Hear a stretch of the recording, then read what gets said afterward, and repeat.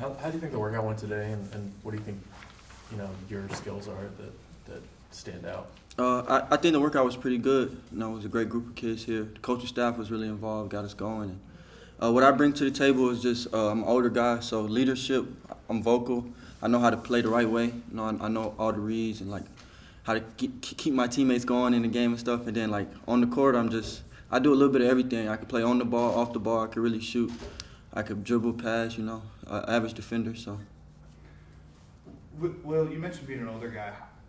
There's a lot of kind of older guys in this draft. How did you think like that COVID year where some guys get extra eligibility and stuff like that? How has that kind of changed things? Have you noticed that like when you do these workouts that you might not be the oldest guy in your group? Yeah, I think it helped a lot of people, to be honest. Like just people going through this process, not knowing if they're ready to leave or need an extra year. So I think it helped a lot of people. And the COVID year was crazy, but it's just a part of life. Something we can't control. So you just have to keep getting through it.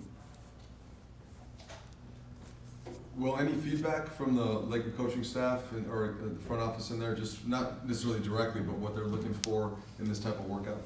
Yeah, just being competitive and vocal, being who you are, not trying to be something more than what you are, doing your role and playing it the best. Like, if you're a great defender, go out there and defend every play. And then the most important part is just be in shape, never be out of shape. Like, that's the thing that's going to help you the most, especially going through this process when you're flying city to city, place to place, off flight here, coming in late, eating late, so just take care of your body and really being in shape. Don't ever be tired. Do you know how many workouts you're planning on doing total, or how many? Nah, I don't know how many I plan on doing total, but this is like number 7 or number 8 so far, so it's been a journey.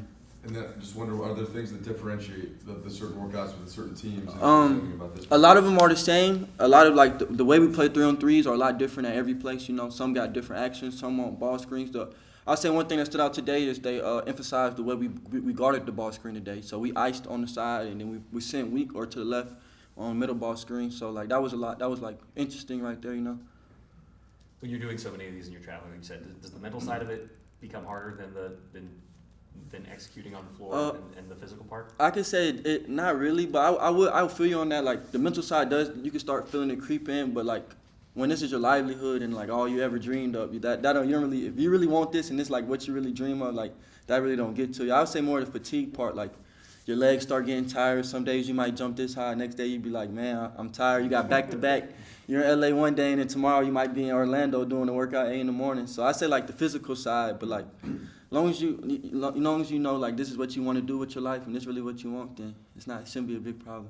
Do you have any crazy travel stories from your? Crazy travel stories? Not really. I mean, because I'm doing pre-draft in New York, so I flew back to Newark, New Jersey, but I'm in New York, and my plane was just hovering over the airport for 2 hours, and then we ran out of gas, so we flew to D.C. because they wouldn't let us land. We flew to D.C., and then when we got to D.C., they only let the planes that were in the air landed, so we had to wait behind a whole nother line.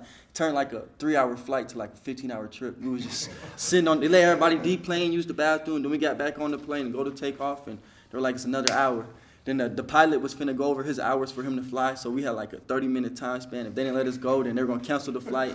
Then they called the bus and asked us, did we want to take a 2-hour or 4-hour bus trip from like D.C. to New York or something like that. Like, that's a crazy one. yeah, it got pretty crazy. And then you ain't worked out. Yeah. Then the people on the bus were like, on the plane were like getting into conspiracies. Like, they're just holding us here. There's no problem. Because at first he said it was weather. And everybody pulled the weather up. It's sunny outside. It was getting crazy. I thought they were going to like start a riot on the plane. Yes, sir. BT, you had some travel stories in your experiences, but I was going to ask Will one more basketball. Not like that. Okay. I usually, no.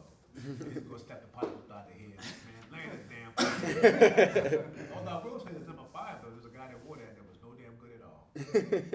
Gotcha. We'll have one more basketball. The Robert Ory guy. Yeah. So, of course, the goal, right, for everybody is to be drafted, and the higher you get drafted, in theory, the better. Mm-hmm. I'm just wondering, in recent years, there's the G League, there's the two-way contracts. Yes, sir. The Lakers have obviously used those.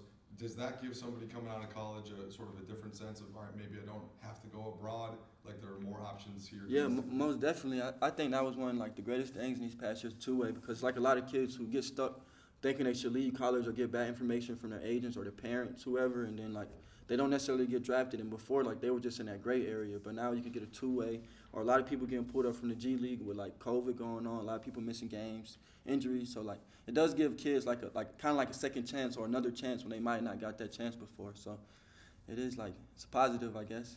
Yes, sir.